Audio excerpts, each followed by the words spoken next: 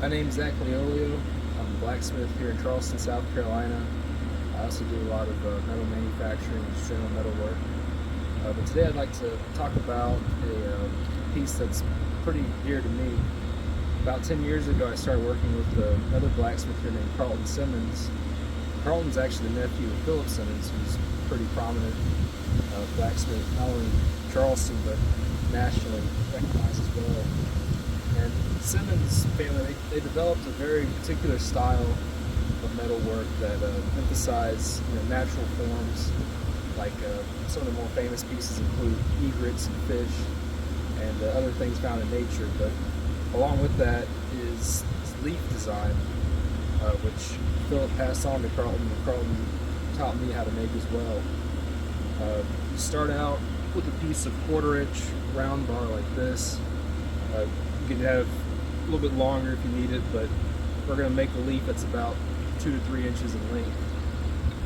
And I'm going to grab a piece from the forge here. First step is to draw out the end. Just give it a nice scarf, and then we're going to bend that over upon itself, basically so that's doubled back. And while we're doing that, we're also going to start to draw this out to a point.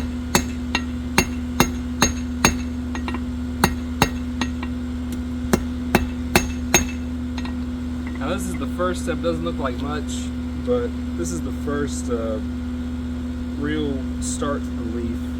The next process we're going to use is stick welding. We're going to tack it here, and then we're going to put it back in the forge.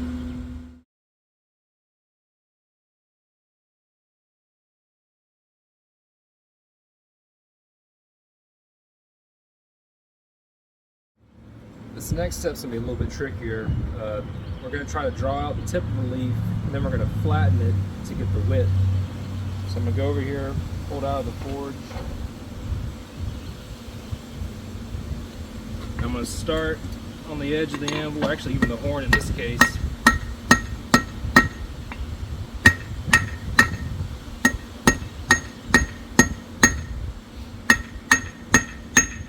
And once I get the tip reasonably sharp and well defined, I'm going to head to the face of the anvil and start flattening it out.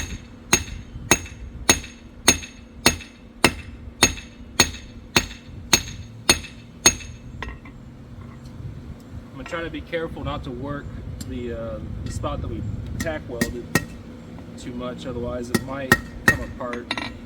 Generally not, but just to be on the safe side.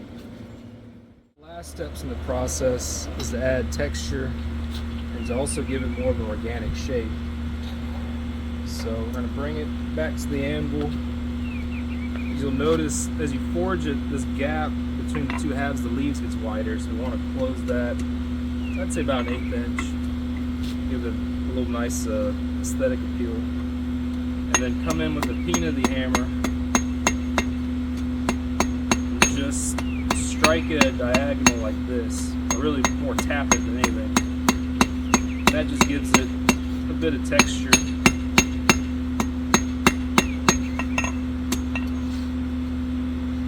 Last step, we're going to put this back in the forge and give it a little bit more curl. That way it's has, like I said, more of an organic shape like you see hanging on a tree rather than just a straight flat leaf like this. One optional final step is to add details with like a hot chisel. You can even do it cold if you really wanted. Generally, I find that the peen of the hammer does just a perfectly fine job. That's generally what Carlton did. He just used the peen of the hammer and the anvil to add texture. So with that, we'll grab our leaf off the fire. It's not super hot, but hot enough do what we need to do, and just give it kind of a gentle curl.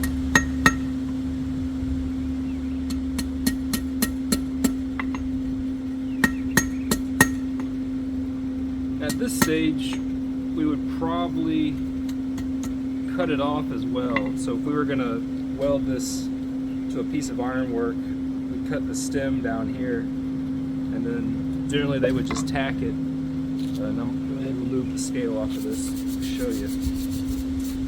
But other than that, this is a completed Simmons style leaf, and they make great gifts. They're great by themselves, or you can add it to other pieces of ornamental ironwork, or even forge a bunch of them together and make like a bouquet. But that's really all there is to it. It's a lot of finesse and a lot of just being able to recognize the shape by eye. So each one will be different, which is kind of lends itself to the natural theme of it. And you know, they're great to make, great practice. So appreciate you watching, and have fun in your forge.